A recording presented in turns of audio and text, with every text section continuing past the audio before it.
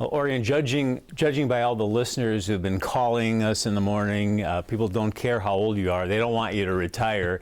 There are tens of thousands of folks who are really going to miss you. What's been your reaction to this outpouring of love for you? Well, I've been pleased, obviously, but by the same token, I've been stunned, because I didn't think I was very important. And then somebody said, 60 years, even farmers don't work that long in a lot of cases, and here you are still getting up early and doing what you've done for the last, well, since 1952. Anyone living in the Midwest over the past 6 decades knows that great big booming voice of yours. Even if they don't understand everything about soybeans and pork bellies, I've always said it just sounds right to hear that voice in those terms as you're driving around Illinois and Indiana and Michigan and Wisconsin. But I'm sure you've heard that too. I don't really get it, but it sounds right. You've educated a lot of people though, haven't you? That's probably one of the biggest compliments I get from city listeners in Chicago or suburbs or other cities who say, I didn't know what soybeans were. I didn't know what cattle, dairy, and beef were, and you've helped me understand. Oh, and the question that I've been asked most often, what is a frozen pork belly? And of course, the quick answer to that is that's where bacon originates, from a frozen pork belly, which is no longer traded. What's the biggest change in farming that you've seen in your decades of reporting? When you started at WGN in Chicago in 1960, there were 3 major networks, no cable, no internet. Are we better served today as far as news and information, or is it harder to get the facts? I think it's harder because I think we're overserved sometime, because very often I hear people on radio and television who talk about agriculture, who talk about the trade situation, and they don't really understand. So it's been my mission after this time in Chicago to help city people understand. And I'm very flattered when I hear from somebody who will begin by saying, I don't know what you were talking about, but you helped me understand. Why do you think radio, and especially the 50,000 watt big city stations, why have they been so important to rural America and farming communities over the years? Because at nighttime you can get those radio stations because they don't have interference from other stations on the same channel. When I arrived at WGN Radio, there were 25 clear channel radio stations in the U.S. Meaning no other station was on that frequency. On that frequency. And then when they broke it down, the station that came on the same frequency as WGN was a station in Hartford, Connecticut, because they wouldn't interfere with us that much at night. But our former president here at WGN said a clear channel radio station is a national treasure, so we should always have the clear channels.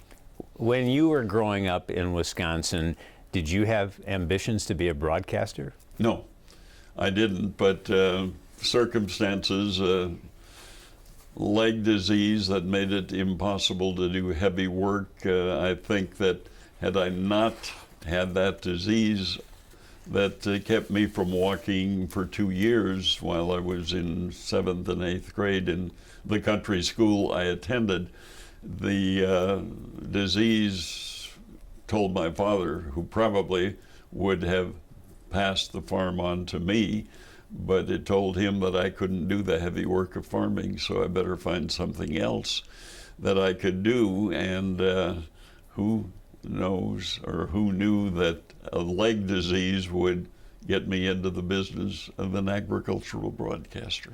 Were you homebound for 2 years? Homebound in bed for 6 months, in a wheelchair for 18 months, and then crutches for another year because I couldn't walk on that leg. So it's kind of interesting. Something that was a negative in my early life changed my career and my life completely. At one time, weren't you on a track to be a preacher? Did you want to be a minister? Well, I had a minister in Appleton, Wisconsin, who pushed that very hard because he liked my ability to speak, he liked my ability to explain things, and he thought I would make a good preacher. So I gave it some thought, but since I didn't go to college, I knew that if I were going to be a minister, I'd have 8 years of school before I could really go to work. And so I had a BOAG teacher, vocational agriculture, FFA advisor, who recognized my voice and my ability to speak, and he said, "Why don't we try this?" And so he got me into FFA public speaking, and I was the Wisconsin State Public Speaking Champion in the FFA. And I am often asked, I came in second in the state contest. I'm often asked today, what happened to the guy who came in first? I don't know. Well, you actually have been a preacher, if you think about it. Well, yeah, very true. A different subject, but at the same time, the belief in God and religion has such an impact on what happens crop-wise and the ability to make a living in farming. And I found out, about 3 years into farming, that it was a lot easier to talk about it than it was to do it. Why have agriculture news and farm reports survived on WGN radio in Chicago here long after that kind of broadcasting ended on other stations? Well, because we were able to talk more than planting corn or soybeans. We would talk about trade with China. We would talk about the European community and the blocks that were put up against our products. And it, I think, became pretty well known to most people that agriculture was indeed a contributor to the nation's income. And I think that a lot of people recognize that without agricultural trade, we would be in far worse condition because our farmers produce so much more than we can consume. And so we've got to find a home for it because you don't want to plow it under. We've had experiences of that with COVID-19 where livestock were euthanized and because demand suddenly fell off. And so we suddenly began, I think, to understand and realize that agriculture and its trade was an essential part of our economy. And so that's the message that I've been trying to preach to my radio audience across the country and my TV audience across the country, because it is such an important part. And if you were to ask me, which you already did, the biggest change, besides technology, it would be the fact that agriculture is international.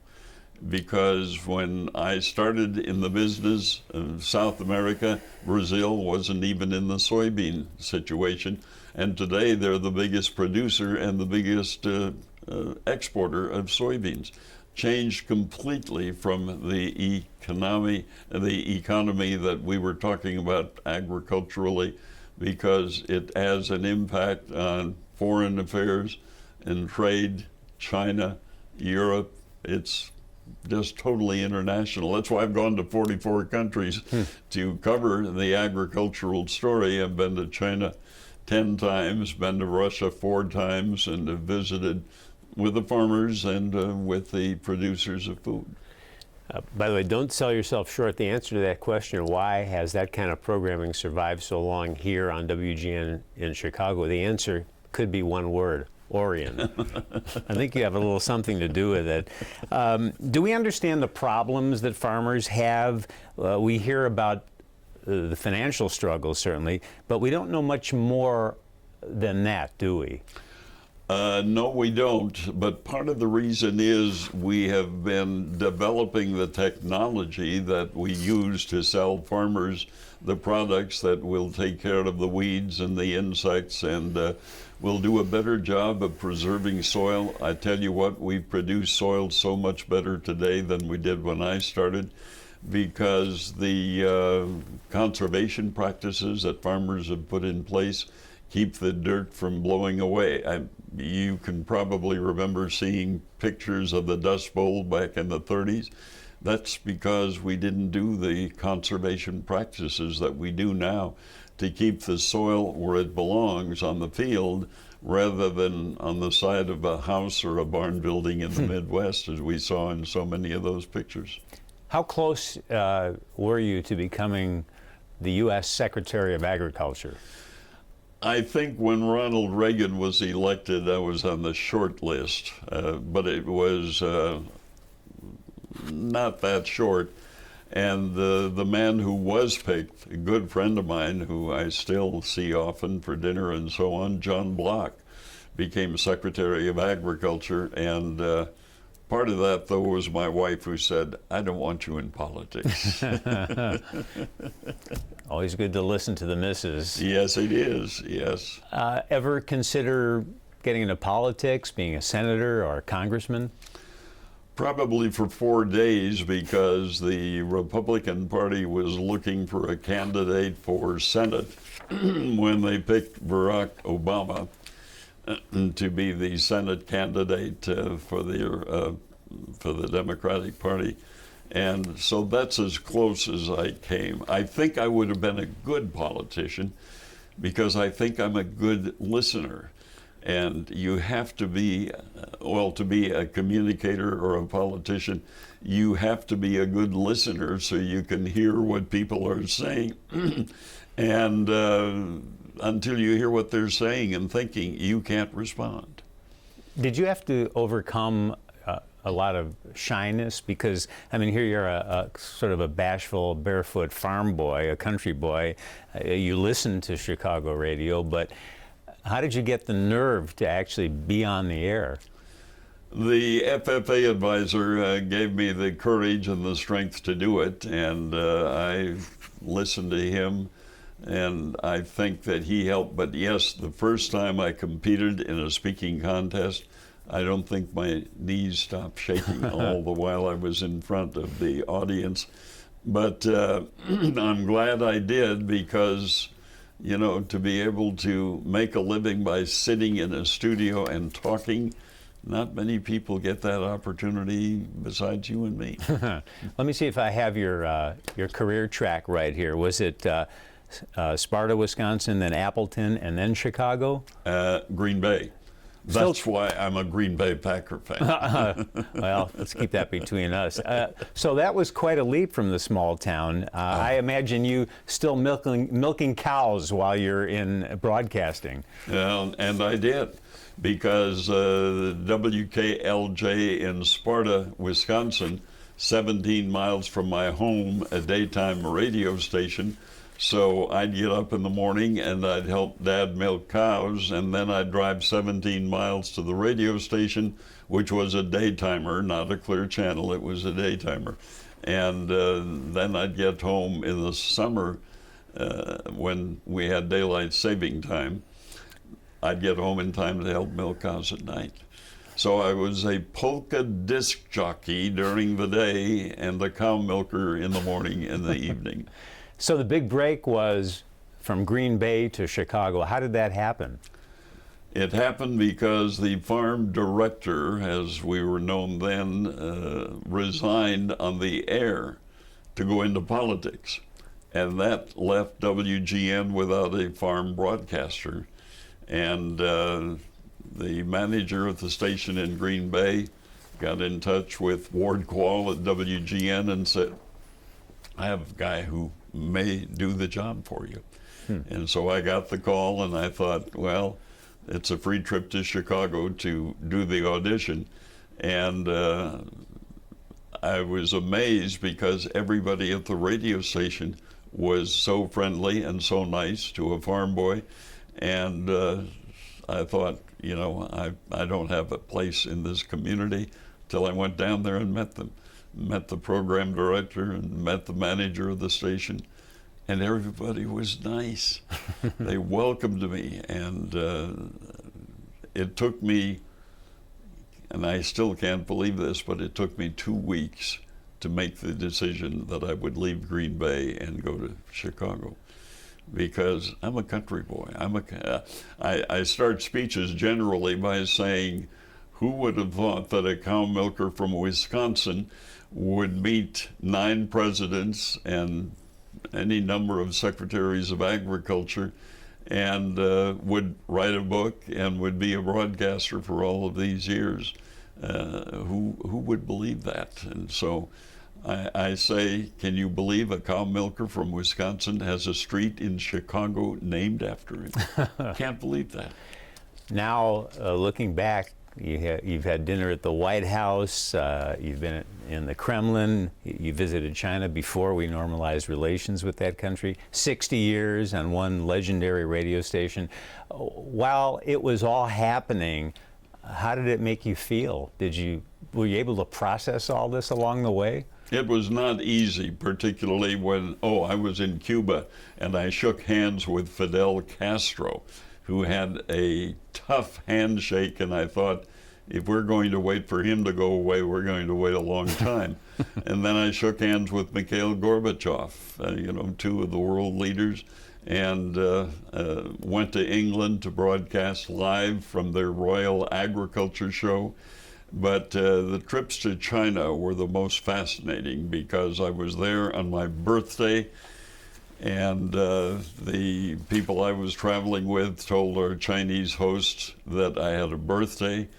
And so when they brought out the dinner, there was a chicken with the head and everything else on the plate in the middle of the table. And I knew that the head of the chicken was a delicacy, so I ate the head of a chicken. I would never have done that on the farm, but I did. And the people I met, and when you say who are the most important people, the farmers, the ranchers, and the food producers are. And then all the others came after that, but fascinating. That's why I would say, can you believe a cow milker from Wisconsin shook hands with Mikhail Gorbachev? No. Yeah, you had to be pinching yourself at times along the way. Yeah, without a doubt. And particularly when I, on a Sunday, went with the Secretary of Agriculture and the Prime Minister of India to see the Taj Mahal. And I'm looking at that building, this monument that the man built to his wife, and I think, what am I doing standing here? I read about this in the encyclopedia, but now I'm standing here looking at it. What would you like the first sentence in your Wikipedia entry to say about you? That I could explain the strange business of agriculture and food production in a way that was understandable, and that I was a good guy and a good listener. I would like that a lot. Well, because of all of that and more, here's something from WGN Radio, a little token of our gratitude. It says here, thank you for 60 years of dedication and service to WGN Radio, and then in quotes, you can't dream big enough, which is the title of your book, 1960 to 2020, Orion, Big O Samuelson. Oh my God! Something for your desk. Great! I'm delighted, because it's the first one I've had that says anything about 60 years. So. Well, Orion, congratulations, and for all of the listeners and for all of us who've had the great fortune to work with you here, we thank you. Enjoy the next phase of your life. Good health and happiness to you and to Gloria. Thank you. Thank you.